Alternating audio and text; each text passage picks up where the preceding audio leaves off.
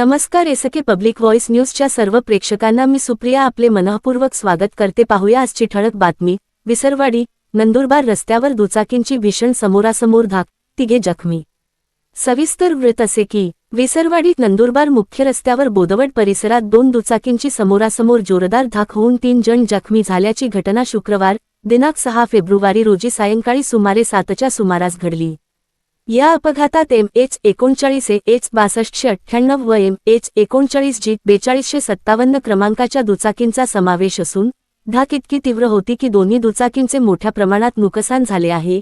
या अपघातात विश्वास दिनकर वळवी, राहणार मोठे कडवान, पंकज गावेत, राहणार नानगीपाडा व मयूर राकेश नाईक, राहणार चिंचपाडा हे तिघे जखमी झाले आहेत. जखमींपैकी दोघांवर विसरवाडी येथील ग्रामीण रुग्णालयात उपचार सुरू असून एक जखमी गंभीर अवस्थेत असल्याने प्राथमिक उपचारानंतर त्याला पुढील उपचारासाठी नंदुरबार जिल्हा रुग्णालयात हलविण्यात आले आहे.